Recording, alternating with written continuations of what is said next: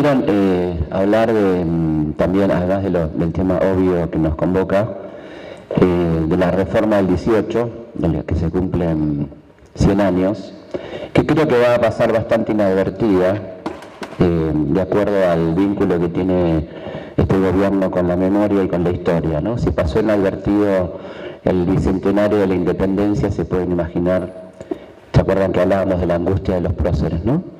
Imagínense si no va a pasar inadvertida la reforma, que por suerte el ambiente universitario se está moviendo mucho, por lo menos en Córdoba, que fue el lugar donde nació este movimiento tan importante para el mundo, para conmemorar como corresponde los 100 años de un movimiento estudiantil que, gracias al cual hoy tenemos una universidad autónoma, con libertad de cátedra, con cogobierno, que era algo impensable a principios del siglo XX. Teníamos una universidad anquilosada, muy manejada por la iglesia, por los poderes de turno, donde era muy difícil para los hijos de los trabajadores ingresar, para las mujeres.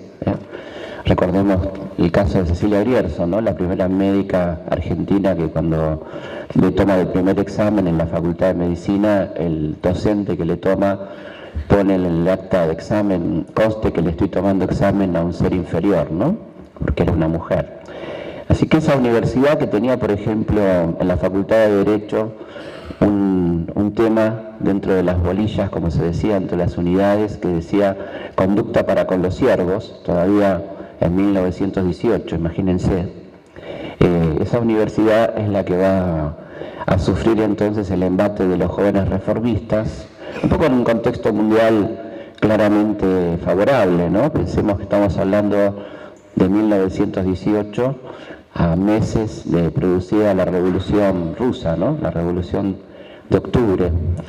Y además el marco del gobierno radical de Irigoyen, que venía a darle una mayor participación claramente a las clases medias, a los sectores medios, y por eso se produce este movimiento reformista que nace en Córdoba, más o menos fin de marzo, comienzos de abril de 1918, y finalmente en junio lanza su manifiesto liminar, que es una pieza muy interesante que la pueden encontrar en internet y leerla porque está buenísima, donde le habla a los hombres libres del mundo, ¿no? Los jóvenes de Córdoba, hablándole a los hombres libres del mundo, planteando la necesidad de que la universidad llegue finalmente a los sectores populares, que pueda ingresar todo el mundo y que pueda tener una universidad adecuada a los tiempos.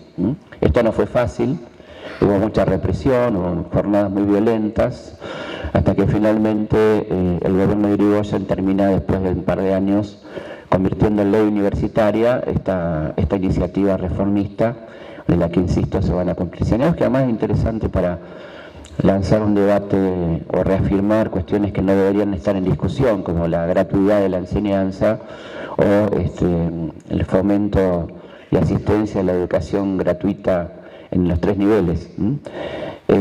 Estamos discutiendo cosas que pensábamos que no íbamos a discutir más, ¿no? Pero bueno, me parece que no creo que sea el término discutir, sino reafirmar en un punto. Así que creo que no debería pasar inadvertido los 100 años de la reforma, que es un hecho realmente interesante y trascendente. Voy a hablar un poco del 24 y después abrimos espacios de preguntas, reflexiones, como ustedes quieran.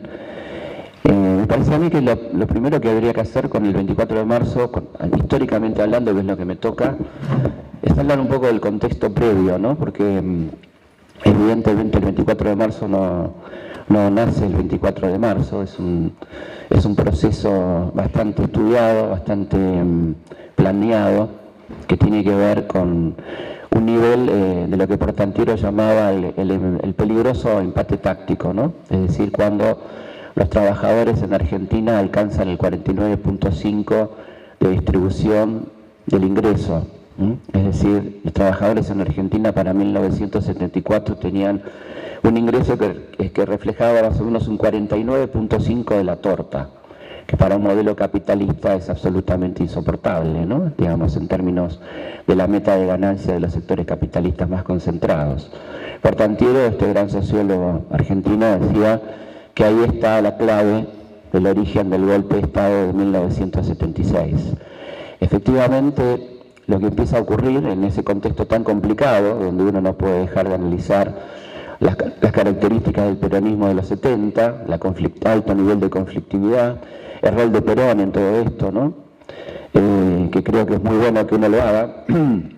No tenemos mucho tiempo acá, pero evidentemente creo que estos años que van del 73 al 76 son claves para entender lo que va a venir después.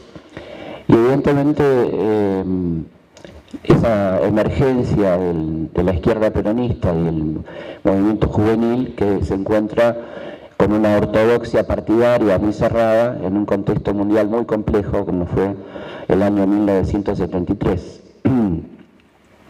Una cosa muy importante que tenemos que hacer, los que nos dedicamos a la historia, es analizar los contextos, ¿no? Hemos sido educados muchas veces en una gran ausencia de contexto. Suponer que lo que pasa en Argentina porque pasa en Argentina, ¿no? Como si fuéramos una especie de isla.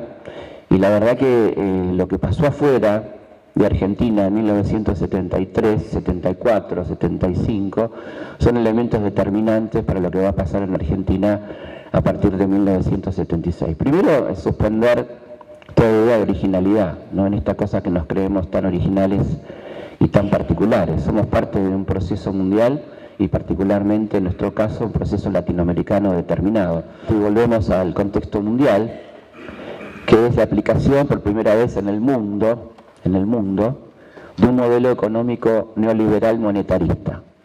Aún en los países centrales no se estaba aplicando este modelo, es un modelo que venía siendo propuesto. Me quiero detener en esto porque creo que es muy importante para nuestro presente también. Es un modelo que nace en 1946 en una estación invernal suiza muy bonita llamada Mont Pelerin, donde se reúnen los principales teóricos del liberalismo más conservador, von Hayek, Milton Friedman, y comienzan a pergeñar un modelo estatal donde la renta sea una renta fundamentalmente financiera y donde se recorte lo más posible la intervención del Estado, sobre todo el Estado benefactor, que era el Estado triunfante después de la Segunda Guerra Mundial. Vemos estos modelos, como por ejemplo el modelo norteamericano a partir de 1930, el modelo Roosevelt, después de la gran crisis. El país capitalista más poderoso del mundo tiene que dejar de lado las políticas liberales tradicionales e intervenir porque la crisis económica estaba destrozando aún a la economía capitalista. Por lo tanto, el modelo keynesiano de intervención, de obra pública, de asistencia social, el que se impone durante la crisis y también en la posguerra.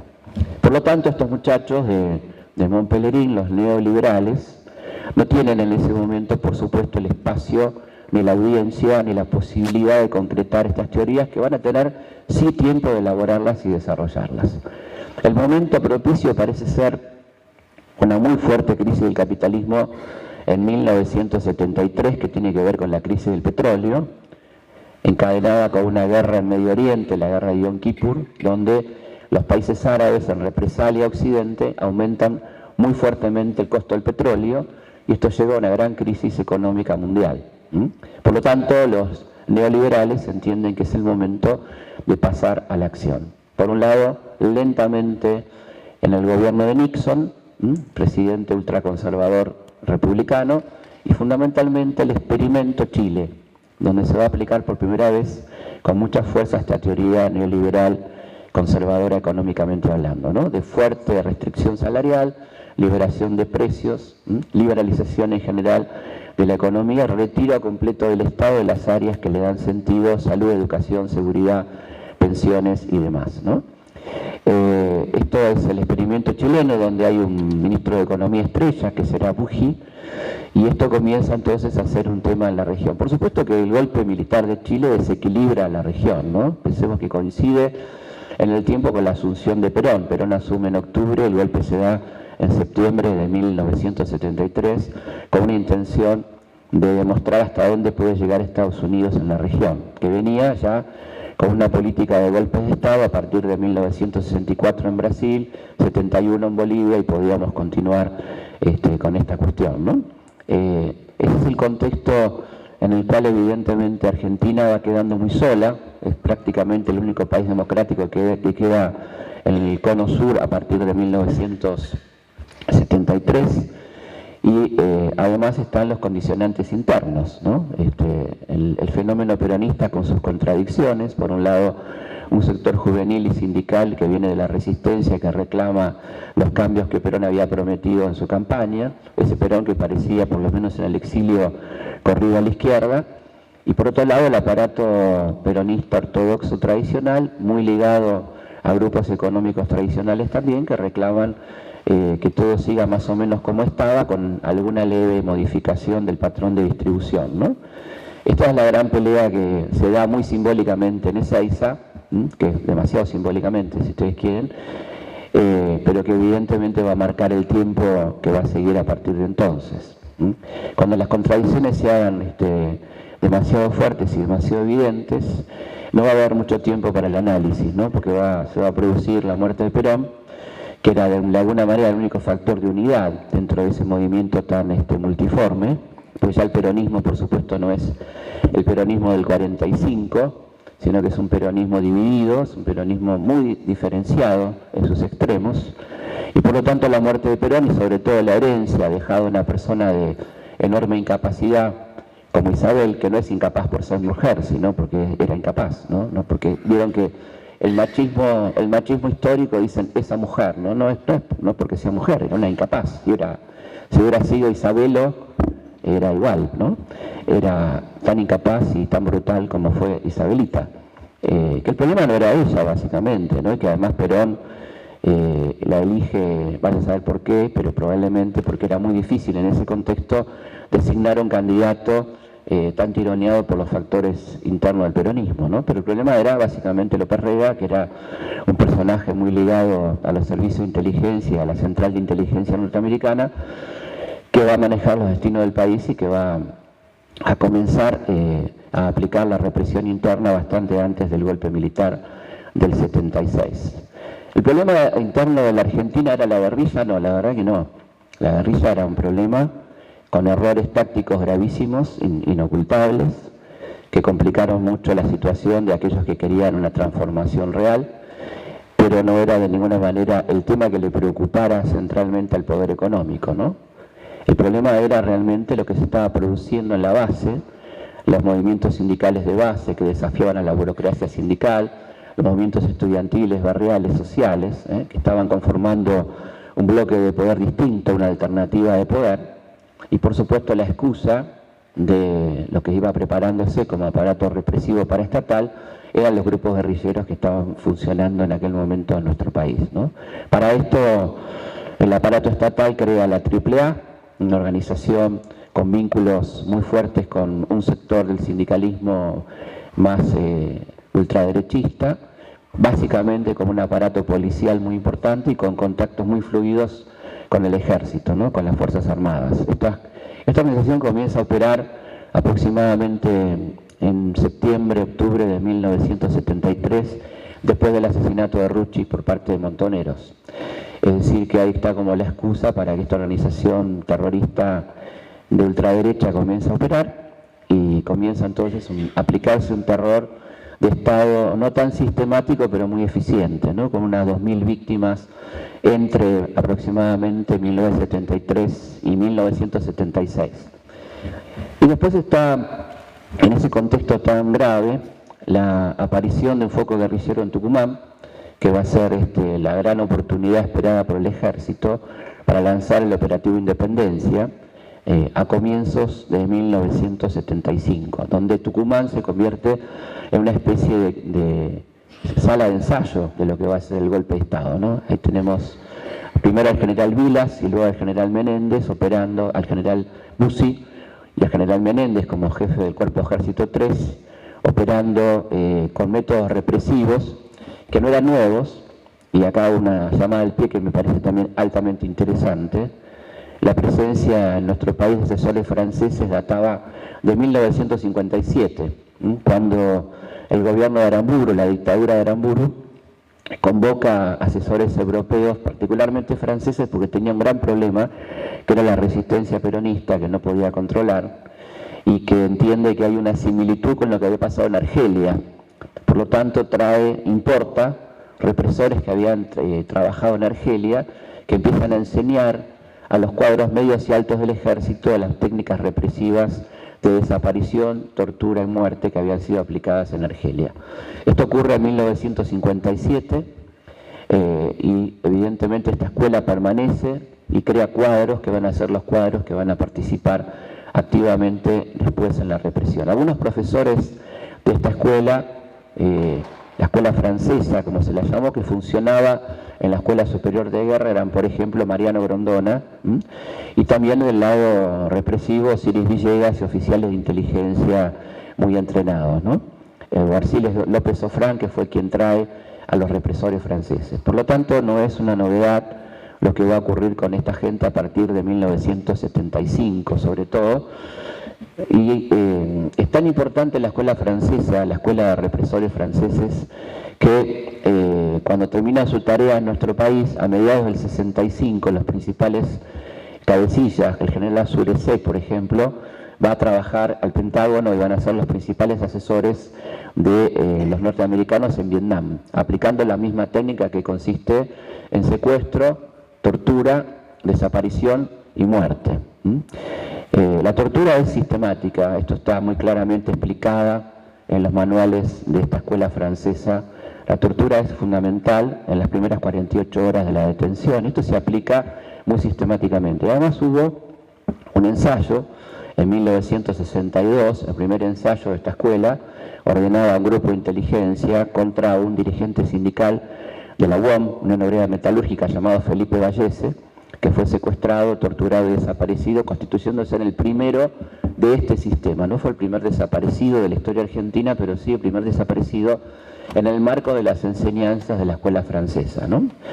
Esta cuestión bastante metódica que aplica la AAA, vinculada con el ejército, ya en un contexto muy complejo que es el año 75, cuando se produce ya imposible de sostener el plan económico que había trazado Perón, el pacto social, que ustedes recordarán, esa idea de contener salarios y precios, no se puede contener porque las variables internacionales han cambiado y por lo tanto empieza a ocurrir una espiral inflacionaria muy alta que el gobierno intenta controlar con un plan económico del Fondo Monetario que será lanzado por un ministro que coloca José López Rega, que va a ser Celestino Rodrigo. Celestino Rodrigo aplica un plan económico del Fondo Monetario brutal, donde suben las tarifas de una manera violenta y los salarios se mantienen contenidos sin un aumento considerable que acompañe el alza de los precios. Esto provoca la primera huelga general a un gobierno peronista en toda la historia, ¿no? Que son las huelgas del Rodrigazo, que van a ocurrir en julio de 1975, donde se demuestra que esa burocracia sindical encabezada por Casildo Herreras de ninguna manera puede contener la protesta social y evidentemente en ese contexto el golpe ya se empieza a planear con mucha más seriedad. Ahí participan Videla, Viola, Agosti, Macera. Viola es una persona todavía en un segundo plano, pero es el gran planificador del plan de batalla que se va a dar a partir del 24 de marzo, junto con otros funcionarios en ese momento de segunda línea. Y se viene reuniendo un grupo llamado Grupo Perrot, desde comienzos de 1975, con empresarios y hombres muy importantes de las finanzas y las empresas. Ahí se va pergeñando el plan económico y se decide quién va a ser el ministro de Economía del futuro gobierno, que va a ser una persona muy importante, llamada José Alfredo Martínez de Oz, un hombre vinculado históricamente a la sociedad rural y a un aparato industrial que era Asindar y a la empresa de energía Ítalo. Una persona muy bien considerada por los sectores más poderosos del país y muy bien considerada por los llamados organismos de crédito internacionales, esto es el Fondo Monetario, el Banco Mundial y demás. O sea que lo primero que hace el golpe es armar el equipo económico y luego empezar a plantear cómo va a ser finalmente, funcionalmente, el golpe de Estado. El hecho de Tucumán permite ese ensayo y permite cada vez más la participación del ejército en la represión interna, y hay un ministro coordinador con la AAA, que es el ministro del Interior, el jefe de policía de ese momento, que es Albano Arguindegui, el hombre que coordina la acción con la AAA y las Fuerzas Armadas, ¿no? Hay una excelente película de Gleiser que se las recomiendo, que se llama La AAA son las Fuerzas Armadas, este cineasta que luego fue desaparecido, donde van a ver ese vínculo absoluto entre la AAA y las Fuerzas Armadas y las fuerzas represivas de ese momento. Hay un hecho altamente interesante en diciembre de 1975, en el medio de gravísimos errores tácticos y políticos de la guerrilla, uno de ellos la toma del cuartel de Formosa, en medio de una acción a la vez del aparato político de Montoneros, que fue el lanzamiento del Partido Auténtico, es decir, por un lado pasa la clandestinidad, ataque a un cuartel, y por otro lado emergencia de un movimiento político en el peor momento de la represión, y por otro lado el último coletazo del ERP, la toma del cuartel de Montechingolo a fin de diciembre de 1975. Todos estos elementos son absolutamente funcionales al plan del golpe de Estado de ese momento, y evidentemente el golpe está listo y es anunciado por Videla un día después de Montechingolo, desde los Montes Tucumanos, 24 de diciembre de 1975. Dice, al gobierno le quedan 90 días para rectificarse, si no, las Fuerzas Armadas van a tomar una decisión, ¿no? Muy puntualmente, el 24 de marzo de 1976, 90 días después del anuncio, se produce el golpe. En el medio de un intento de golpe del brigadier Capellini, en diciembre, que en realidad es un globo de ensayo, ¿no? Es decir, cómo reacciona la sociedad frente a un intento de golpe de Estado. ¿Cómo reaccionó? De ninguna manera, ¿no? No hubo ninguna reacción frente a ese intento de golpe de Estado de diciembre, lo cual evidentemente prepara las condiciones para la larga noche que comienza un día como el de mañana de 1976. El objetivo central del golpe cívico-militar es efectivamente un reformateo absoluto de la sociedad argentina. La preocupación central estaba en ese modelo de distribución de riqueza brutal para ellos, que llegaba al 49,5%, y había que modificar las condiciones de producción, las relaciones laborales, los vínculos con el exterior, la política económica y demás. Es un golpe cívico-militar y está muy bien el orden, es más cívico que militar. Los jefes del golpe son civiles. Martínez Dios es la persona más importante de ese golpe, mucho más importante que Videla. Nadie le va a quitar a Videla ninguna responsabilidad. Estamos hablando de los niveles de jefatura de la represión, ¿no? Lo primero que hace el golpe en las primeras horas del 24 de marzo, recordemos que a las 3 de la mañana se concreta finalmente el golpe, un golpe anunciado, absolutamente. La tapa de La Razón del día anterior es inminente el final, todo está dicho, o sea, todo el mundo sabía que venía el golpe, nadie se podía llamar a engaño, muy poca gente podía advertir la magnitud de lo que venía, pero se sabía que venía otro golpe, otro de los tantos golpes que habíamos tenido, ¿no? El objetivo entonces comienza a desarrollarse con mucha rapidez y los primeros detenidos desaparecidos son trabajadores, son delegados de fábrica, reconocidos dirigentes sindicales comprometidos con la lucha de los trabajadores, copamiento de fábricas y detención de todas las comisiones internas, básicamente Ford, Mercedes-Benz, los grandes establecimientos industriales del Gran Rosario, del Gran Buenos Aires, etcétera, y la prohibición de toda actividad política, sindical, social y demás, y el lanzamiento entonces ya de un plan sistemático que estaba preparado. Entre diciembre y marzo se acondicionan los 340 iniciales, después será más de 400 centros clandestinos de detención. La ESMA se cierra en diciembre del 75 para acondicionarla como centro clandestino de detención y comienza a funcionar entonces el aparato de terror del Estado, muy sistemáticamente organizado, donde de todos lados ocurre más o menos lo mismo: detención, tortura sistemática y intención de quebrar la identidad del detenido. El detenido ya no pasa a tener más nombre, es nombrado con número cuando es nombrado, y obviamente la tortura tiene una intención básicamente inicial de obtener información, pero también de quebrar a la persona detenida, ¿no? El método es un método altamente eficiente, este método, porque además tiene un sistema de paralización del entorno. La gente no sabe lo que pasa con esa persona, supone, se paraliza, se desespera. Y por supuesto, acá vale la pena plantear una pregunta, y es hasta qué punto la sociedad argentina sabía lo que estaba pasando, ¿no? Esta idea de de la sociedad inocente. Esta idea de que la gente no sabía lo que pasaba, que es bastante poco sostenible históricamente y moralmente. Si la gente no sabía lo que estaba pasando, ¿cómo funcionó tan perfectamente el aparato de terror? Si la gente no sabía lo que estaba pasando, ¿a qué le tenían miedo?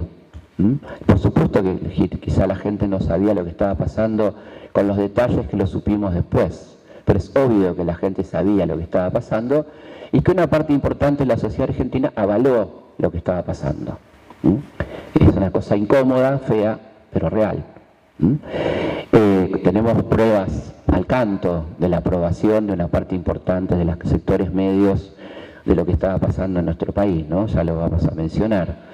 Y a la vez comienza inmediatamente una resistencia muy importante de dos bloques de resistencia, que por un lado está el movimiento obrero, que resistió heroicamente en los 2-3 primeros años de la dictadura. Hubo más de 200 paros en fábricas, en lugares de trabajo, a riesgo de vida, por supuesto, que no son generalmente relatadas ni mencionadas y que fueron altamente importantes y muy heroicas, por eso la cantidad de trabajadores desaparecidos. Y por otro lado, el movimiento de derechos humanos, que justamente comienza como una reacción ante la sorpresa inicial, ante la necesidad de búsqueda de verdad y justicia en ese momento, ¿no? Son los dos grandes arietes de resistencia a la dictadura, mientras que la clase política está entre desorientada y cómplice frente a ese momento. Los dos principales partidos, el peronismo y el radicalismo, le otorgan a la dictadura 340 intendentes, por ejemplo. Recordemos que estamos hablando de un peronismo tremendo, ¿no? El peronismo de Isabel, Loperrega, ese último peronismo que lógicamente va a perder las elecciones del 83, ¿no? Con exponentes como Luder, etcétera, etcétera. De manera tal que la situación era de una enorme soledad en ese momento. Las madres, las abuelas, los familiares estaban en una gran soledad, con un contexto nacional muy complicado, de aval social de la dictadura. Me parece que es muy importante esta cuestión de que la gente avaló, que la dictadura fue popular, digamos popular en el sentido que tuvo aval, que tuvo consenso, cosa que se demostró durante el Mundial 78, pero más tristemente durante el Mundial 79, el Mundial de Japón, que coincidió la victoria del Mundial de Japón con la llegada a nuestro país de la Comisión Interamericana de Derechos Humanos, en la OEA. Me tocó acompañar a la madre de un compañero a hacer la cola frente a la OEA en Avenida de Mayo, y en ese momento había un relator de fútbol llamado José María Muñoz, que mandaba a la gente a festejar a la Avenida de Mayo y a decirle a las madres de los terroristas que eran poco menos que, no sé, como traidoras a la patria, ¿no? Y eso ocurrió, fue un hecho muy triste, y mucha gente colocó en el parabrisas de su coche un cartelito que decía: los argentinos somos derechos y humanos, ¿no?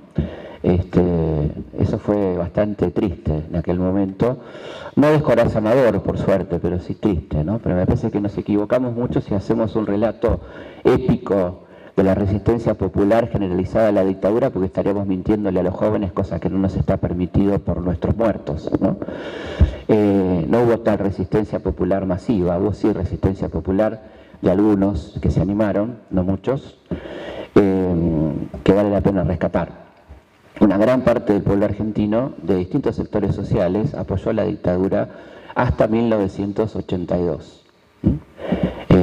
Hay un testimonio fílmicos de esto, ¿no? Por ejemplo, al día siguiente del triunfo del Mundial 78, la Plaza de Mayo se llena de gente a agradecerle a Videla el triunfo.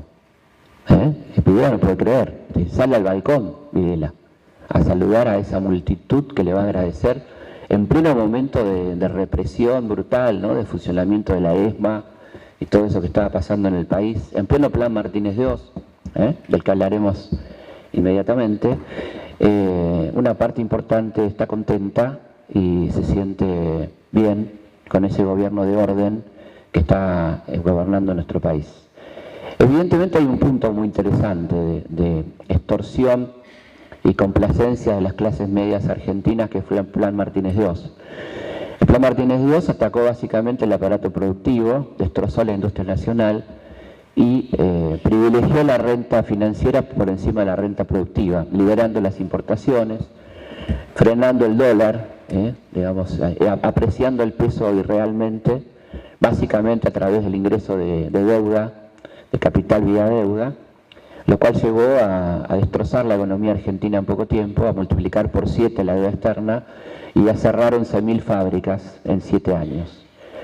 Por lo tanto, un sector de la clase media avaló las políticas de la dictadura a partir de esta cierta bienestar económico que duró muy poquito, por supuesto, ¿no? En aquel momento.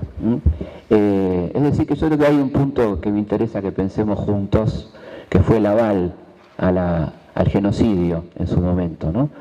La dictadura tenía sus contradicciones internas que van a estallar en 1978 en torno al conflicto con Chile, que fue como un inicio de guerra, casi un momento bélico, soñado por los más belicistas, Menéndez, Camps y demás, y trabajado con cautela, con mucha más escucha a Washington por parte de otros generales, como por ejemplo Videla o Viola.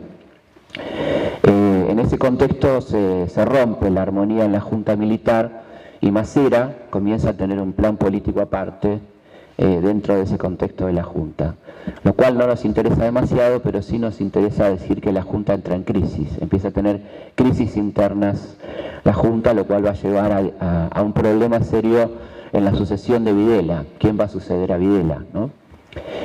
Y se decide por el hombre que había sido el cerebro de la represión, que aparecía como un viejito borracho y bueno, en la imagen nada más, que era Viola. Y Viola, también ahí apareció otra crisis, ¿no? Con la designación de Viola, que va a durar muy poco y aparece el hombre fuerte del ejército, entonces el hombre más querido por Washington, que va a ser Leopoldo Fortunato Galtieri, el hombre más palanqueado por los Estados Unidos, llamado por Reagan un general majestuoso. Bueno, cuelgan los comentarios. Galtieri es entonces el presidente de esta etapa compleja que le toca a partir de 1981, porque ya la tablita es insostenible, el modelo económico de Martínez Dios también, se produce una crisis económica muy fuerte, que va a llevarse puesto a muchos bancos. Piensen ustedes que se llegó a pagar por mes en Argentina el 10% de interés mensual, es decir, en dólares, porque como el dólar estaba quieto, esto hacía que vengan capitales de todo el mundo, especulen y se vayan, con un incremento de la deuda y una crisis en el sistema bancario que va a explotar en 1981. Primer elemento crítico y en todo caso, primera descorazonada de la población para con el gobierno, ¿no? Finalmente el tema Malvinas, donde nuevamente el gobierno recibe un fortísimo apoyo de la población, tomando un tema evidentemente muy asociado a nuestras infancias, a lo patriótico que era Malvinas, sin ninguna posibilidad de triunfo en lo más mínimo, una locura absoluta, que termina como tenía que terminar, ¿no es cierto?, con una tragedia, con una derrota, con incrementar el endeudamiento y demás. Y eso entonces posibilita, junto con la lucha muy fuerte de básicamente los organismos de derechos humanos y el sindicalismo, que ahora tiene un líder interesante que fue Saulo Ubaldini a partir de 1979, se va como arrinconando y bueno, tardíamente los dirigentes políticos aparecen, emergen, se ve que estaban como Walt Disney, se descongelan y aparecen en 1980, muy tardíamente, con la multipartidaria, a acompañar de alguna manera lo que iba a desembocar sin duda en la apertura democrática de 1983. Quisiera terminar con un concepto que me parece muy interesante, que es el error de llamar liberal o neoliberal a un gobierno como el de Martínez Dios Videla. Para dar un dato puntual. Primero, los liberales en la Argentina no existen, nunca han existido, ¿no? O sea, son liberales de palabra, digamos, ¿no? Siempre fueron estatistas, fuertemente estatistas, usaron siempre el Estado como elemento de distribución regresivo del ingreso. Se puede ser estatista a favor de la gente y se puede ser estatista a favor de 10 vivos, ¿no? En este caso fue lo que hizo la dictadura. Por ejemplo, uno de los primeros decretos de la dictadura fue la estatización de la empresa Ítalo de energía, de electricidad, que le costó al Estado Nacional 400 millones de dólares, una empresa fundida. ¿Quiénes eran los directivos de la Ítalo? Martínez de Oz, Alemán. Así podríamos seguir, digamos, con muchas estatizaciones fraudulentas, con muchos manejos de parte del Estado.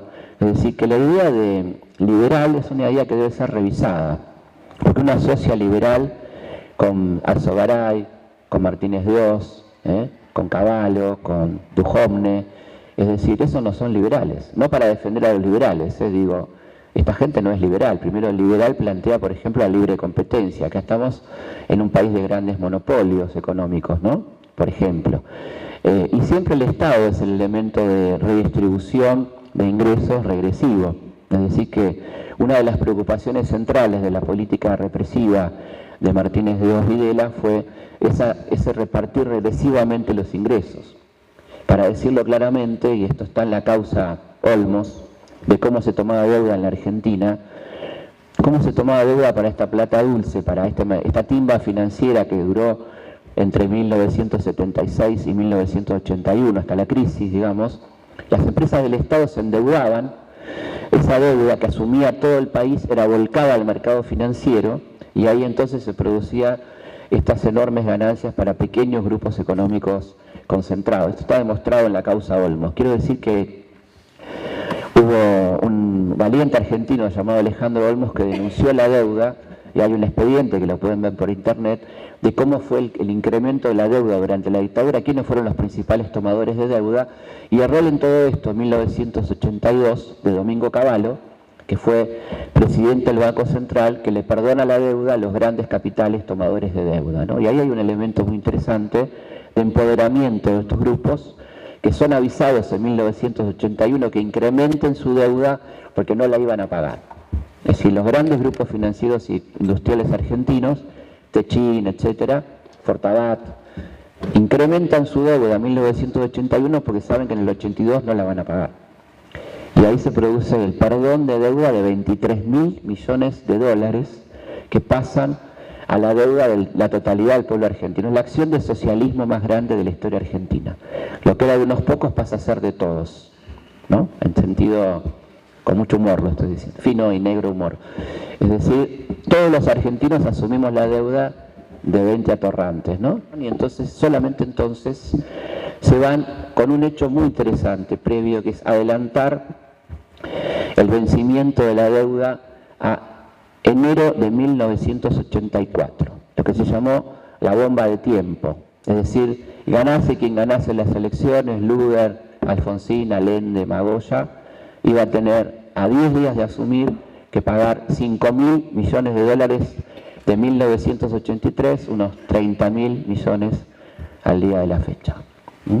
Es decir, que no solo no se fueron escapando, sino que dejaron el condicionante económico que va a complicar mucho la transición democrática, ¿no? Esto es un dato altamente interesante. Bueno, intenté dar una cantidad de elementos, perdón si los abrumé un poco hasta ahora de la mañana o del mediodía, pero me parece que son cosas que tenemos que pensar, que la dictadura es mucho más que los 30.000 desaparecidos, que por supuesto son nuestra lucha permanente, pero me parece que hay una sensación en ciertos sectores del pueblo argentino que no fueron víctimas de la dictadura. Y la verdad que la dictadura vino a enfrentar y a atacar a todo el pueblo argentino. A algunos los afectó directamente en sus personas, en sus familias, y a otros los afectó en su futuro, en el endeudamiento de sus hijos y nietos de por vida, en la ruptura de los lazos de solidaridad, en la implantación del individualismo fanático, en el encaminamiento del país hacia una dependencia extrema, el cierre de las fábricas, la destrucción del aparato educativo y sanitario, en el envío al exilio de 200.000 personas, en la prohibición de películas, libros, etcétera. Todo eso hizo la dictadura, no solamente hay que mirar el aspecto humano, que es el más grave, por supuesto, de todos, pero digo, porque hay gente que se siente, a mí no me tocó, dicen incluso, ¿no? Algunos con muy poca ganas de reflexionar. A mí no me pasó nada, dicen. A mí nunca me pidieron documentos, ¿no? ¿Han escuchado alguna vez esta pelotudez? Como si a mí no me los pidieron, no se los pidieron a nadie. No sé qué quieren decir, la verdad que no termino de comprender cuál sería ese tan pequeño razonamiento que si a mí no me pasó, a nadie le pasó. Porque ¿qué quieren decir cuando dicen esto, no? Estos sectores que añoran el orden dictatorial, digamos, ¿no? A mí nunca me pasó nada, a mí no me pidieron documentos, yo no tuve nunca un problema, yo vivía lo más tranquilo, iba a bailar y volvía, nadie me jodía, ¿no? Estábamos bien. Bueno, es interesante, ¿no? Pensar cómo esa gente de alguna manera reproduce, avala ese discurso, no dando cuenta de qué le pasó a él, que sí le pasaron un montón de cosas, por supuesto, ¿no? Que no quiera, no es que no tenga, porque acá entramos ya en un terreno con el que quiero terminar, que es la posverdad, ¿no? Una cosa es la realidad, otra cosa es lo que quiero que sea real, ¿no? Esta gente quiere que eso sea real, como mucha gente hoy quiere que ciertos discursos sean válidos, aún sabiendo que son mentiras. Como dice Humberto Eco, es mentira, pero es mi mentira, la mentira que yo elijo, la mentira que me conviene. Entonces creo que hay todavía portadores no sanos de la dictadura que caminan entre nosotros, que son víctimas, han sido víctimas de la dictadura, que no lo quieren reconocer y que sienten en todo caso que eso no sé en qué los beneficia de alguna cierta forma, pero siguen reproduciendo ese discurso tan miserable, ¿no? Y creo que es interesante pensar que todo el país, salvo una muy pequeña minoría, fue perjudicada enormemente por la dictadura, ¿no? Hay una escena, y con esto termino, en la historia oficial, esa gran película, la escena del almuerzo, ¿no? Donde el padre y el hijo discuten, el padre, un ex anarquista español, un hijo que trabaja con él, Hugo Arana, y Héctor Alterio, que representa al represor que se apropió de la niña en la película, discuten sobre cuál ha sido, en realidad, una síntesis perfecta de lo que fue la dictadura. La pueden ver en ese fragmento tan luminoso de esa película, ¿no? Cómo fue lo económico, lo político, lo social. En apenas 5 minutos se ve muy bien en esa película la historia oficial. Bueno, si quieren abrimos preguntas. Acá había un micrófono, si quieren decir algo. Hola, buen día. Buen día. En realidad yo no quería preguntar, quería hacer una acotación un poco en relación a lo que decías vos, Felipe, de que nuestros muertos nos obligan a hablar y no a callar, y un poco en relación a lo que decía Guillermo, de que la historia no puede cortar nunca con el pasado. Entonces lo que quería hacer era agregar a la lista de los 18 desaparecidos de Rafaela a Silvia Supo, que fue militante, desaparecida, asesinada en el 2010, el 29 de marzo, perdón. Y que bueno, que hay un gran sector de la sociedad que niega el móvil político y que bueno, que hay testigos que sí vinculan el asesinato con el ex juez Brusa, que fue condenado gracias a su testimonio. Así Perfecto. Que quería acotar eso. ¿Cómo no? Gracias. Mi pregunta es, has dicho en golpe cívico-militar. Nosotros decimos golpe cívico-eclesiástico-militar porque hubo una parte de la Iglesia Católica que estuvo colaborando y participando de ese golpe de Estado y después de la dictadura que siguió. Entonces, ¿no es tiempo de aclarar eso? Pregunto. Sí, podemos agregar eclesiástico-judicial también, ¿no? Aparato judicial. La Iglesia de ninguna manera fue cómplice de la dictadura, fue parte de la dictadura. Es muy diferente ser cómplice a ser parte, ¿no? La Iglesia fue un elemento constitutivo de la dictadura militar, no fue cómplice. Igual hay que hacer distinciones, ¿no? Estoy hablando, por supuesto, de la Iglesia poder. Estamos hablando del poder eclesiástico representado por Monseñor Plaza, Monseñor Bonamín, los jefes de la Iglesia, el aparato eclesiástico, que fue completamente parte del aparato represivo, a punto tal que antes del golpe, Monseñor Bonamín, que era el vicario castrense, dijo que los 3 comandantes representaban en su persona el Espíritu Santo, ¿no? Habría que ver cuál parte del Espíritu Santo está, que es Macera, ¿no? Que es Videl. Habría que entrar ya en un terreno para mi amigo Darío, filosófico, teológico. Y luego, por supuesto, Laval y, por supuesto, los vuelos de la muerte, donde en cierta forma previamente estaba todo ese consejo eclesiástico, ¿no? Incluso en la tortura, ¿no? La tortura era vista por algunos de estos personajes siniestros como von Bernick como un elemento de expiación necesaria, casi remontándonos a Torquemada y la Inquisición, ¿cierto? Así que por supuesto la Iglesia es una parte constitutiva, la Iglesia poder, y por otra parte la Iglesia del pueblo que puso a sus víctimas, ¿no? Monseñor Ponce de León, obispo de San Nicolás, Monseñor Angelelli, los sacerdotes palotinos, la monja francesa, tantos curitas, antes el padre Mujica, por supuesto, ¿no? Durante el gobierno de Perón. Así que evidentemente es un punto negro y del cual no hubo una gran autocrítica hasta el presente, ¿no? Por parte de la Iglesia sobre este tema. La Iglesia poder, me refiero, ¿no? Así que sí, es un momento...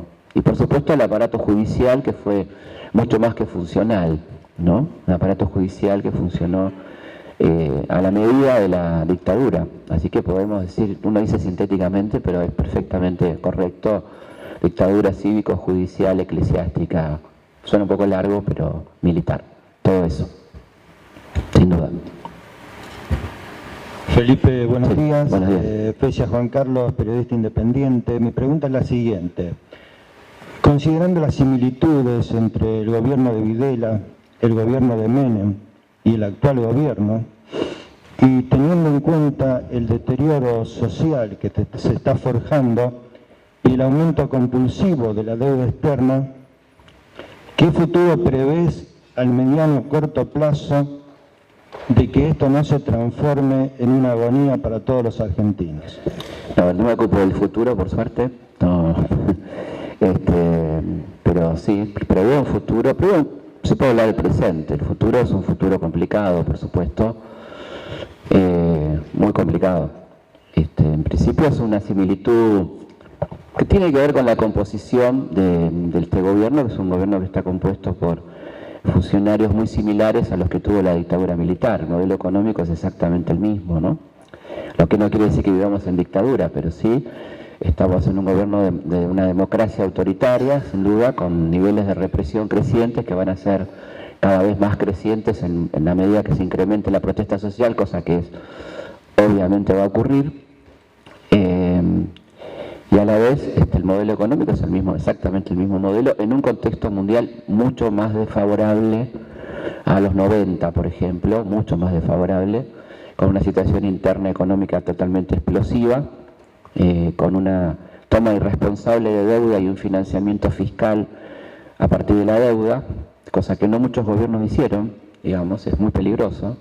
Financiarse con la deuda para los gastos de cuenta corriente es una bomba a tiempo, y además, como todos sabemos, el final de la película más o menos lo conocemos, ¿no? Hay momentos que el tipo que te presta te dice no te presto más, empieza a pagarme, ¿no? Y ahí ya sabemos cómo termina, muy probablemente. Supongo que harán alguna corrección, porque no creo que tengan ganas de que explote todo por el aire, ¿no? Me imagino yo que harán algún tipo de corrección. No es fácil, porque ahí en este momento ahí tienen dos problemas muy graves.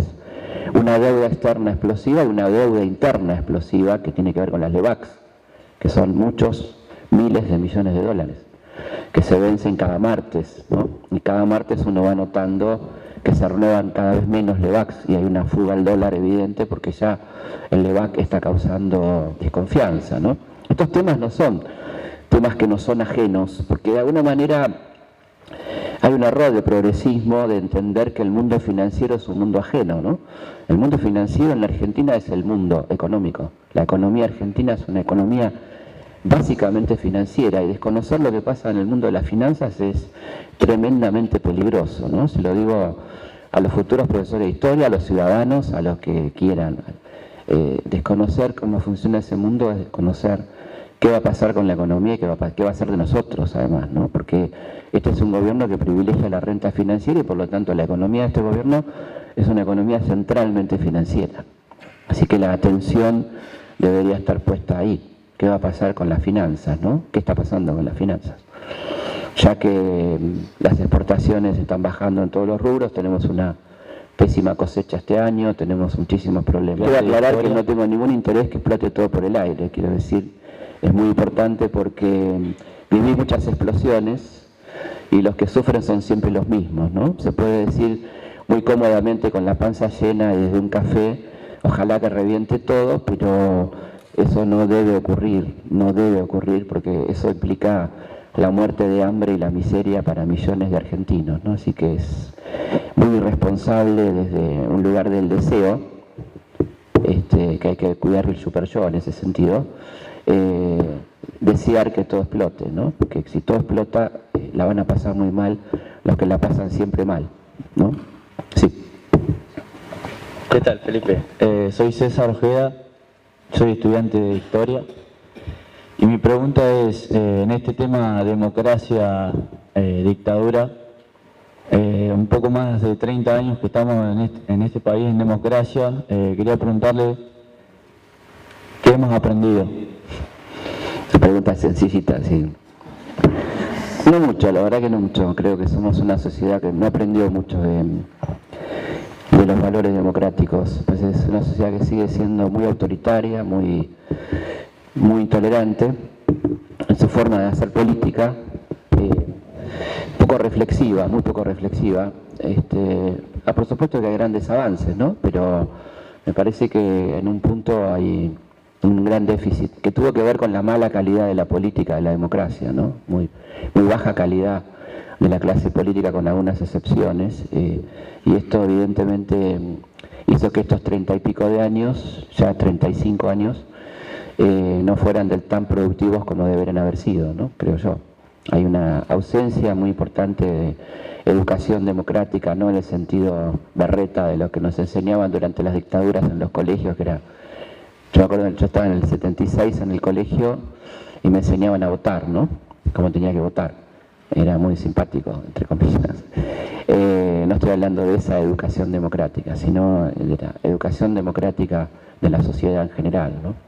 Creo que es un tema bastante pendiente. Lo que no quiere decir que no estemos avanzando, no quiere decir que nuestros hijos no sean mejores que nosotros en ese punto, no quiere decir que uno vea avances en cuestiones muy elementales y muy importantes como cuestiones de género o cuestiones más igualitarias en el razonamiento, pero siempre en el límite de una sociedad extremadamente conservadora como es la sociedad argentina, que es una sociedad bastante conservadora, ¿no? Ciertamente. Ya la palabra tolerancia es una palabra de mierda, para decirlo académicamente, ¿no? Tolerar a otros es una palabra muy fea, ¿no? ¿Yo quién soy para tolerar? Tolerar. ¿Cómo tolerar? Convivir, qué sé yo, no sé cómo tolerar. ¿Quién soy yo para decir tolero? Yo tolero. Para un poquito, ¿cómo tolerás? No se trata de tolerar, se trata de convivir, escuchar. Por supuesto no estamos hablando del enemigo, ¿no? No vamos a tolerar a Astiz o a Echecolás. Estamos hablando de gente que puede pensar distinto, con la que se puede hablar. Me imagino yo que se puede hablar, ¿no? No estoy hablando de gente con la que no tenemos nada que hablar. Entonces la palabra tolerancia también es una palabra que a mí me interesa pensar. ¿Qué quiere decir tolerancia, no? La tolerancia. Tolero que haya matrimonio igualitario. No tolerar, es una ley. No te corresponde tolerarlo o no tolerarlo.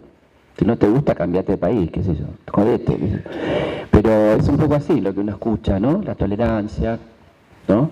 Tolerancia con gente diferente, de otros colores, ¿no?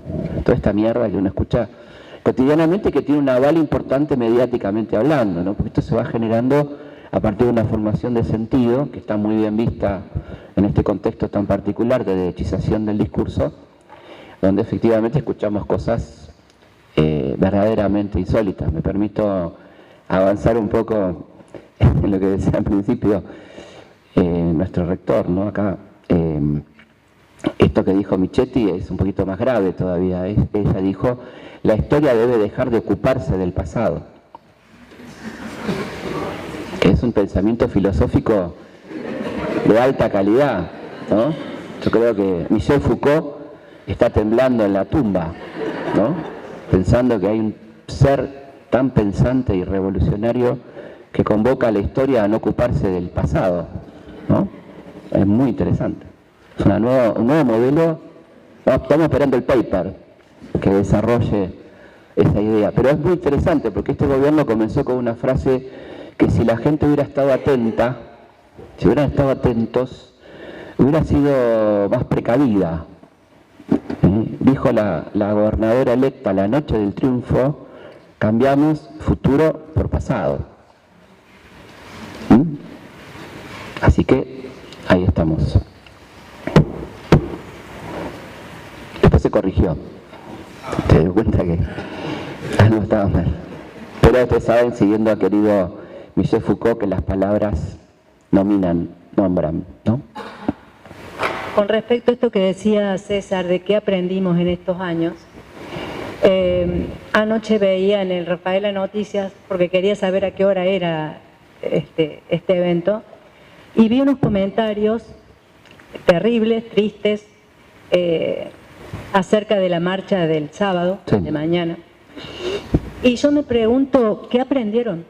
¿Qué aprendieron en estos años? Era gente joven y era gente grande, sobre todo hombres, que se cuestionaban acerca de si los desaparecidos habían sido 30.000 o 8.000 o 6.000. Yo pensé en ese momento en los judíos en la época de Hitler y dije, ¿es lo mismo si es 1.000.000 que si son 10 o 100? Pero es muy difícil contestarle a esta gente. No, lo que a hay que través de hacer estos medios. no hay que contestarle de ninguna manera, ¿no? Claro, No. sí, finalmente fue lo que hice, pero de ninguna manera, ¿no? me fui a dormir con una ira. No, porque son provocadores y además qué sentido tendría contestarles, ¿no? Pero creo que es interesante pensar en el cuestionamiento de la cifra desde dos puntos de vista, ¿no? Primero, si la cifra es imprecisa, la culpa no es de las víctimas, sino de los victimarios y el método represivo que eligieron. Si hubieran elegido un método represivo legal, tendríamos todos los datos exactos de la cantidad de víctimas, ¿no? Si en cambio se niegan a dar las listas, se niegan a dar los nombres, se niegan a dar todos los elementos, aún estos tipos que ya están condenados, ¿no? Y que ahora por ahí salen en domiciliaria. De manera tal que es muy perverso atribuir a las víctimas la imprecisión en el número o en la cifra, cuando en realidad esto es un elemento atribuible absolutamente a los victimarios, punto uno. Y segundo, punto dos, es un viejo método de legitimación que vienen usando los nazis, los pronazis, los neutros, que son lo mismo que los nazis, ¿no? Frente al nazismo, el tipo que es neutro es nazi, ¿no? Frente a la dictadura, el tipo que dice que es imparcial es dictatorial, evidentemente, no hay mucha duda. Esto de cuestionar el número, que en definitiva es cuestionar la existencia de esa gente, ¿no? El que comienza cuestionando el número, pues cuestiona el fenómeno, por llamarlo así. Si no fueron 30.000, no fueron. Está todo en duda, se pone todo en duda, ¿no? Que es un poco lo que intentó hacer este muchachito de la revista radical, Lo Pérfido, ¿no? Le salió bastante mal, por suerte, ¿no? Pero bueno, creo que ahí está la cuestión. Dos elementos que me parecen interesantes cuando se habla de la cifra. En cuanto a la gente que dice barbaridades en las redes, creo que hay un placer supremo que es el bloqueo. A mí por lo menos me da un enorme placer. Estoy haciendo otra cosa que es más interesante, que es silenciarlos, porque si lo bloqueas le das mucha importancia y se me bloqueó fulano, hijo de puta. Entonces lo silencias y el tipo no se entera y puede putear hasta Año Nuevo, que no pasa nada. Yo creo que silenciar es lo más lindo. A mí me da un placer. No digo como una copa de vino, pero está por ahí más o menos. Y por supuesto que no da lugar, digamos, seguro que no son debates, son agresiones a las que no se responde. Si se plantea un debate serio, uno podría, pero con esta gente no hay nada que hablar, por supuesto, ¿no? Sí.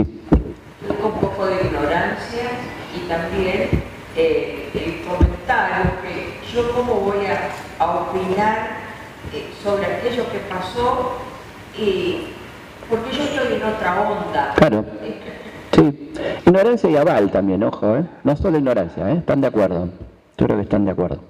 Más tremendo todavía.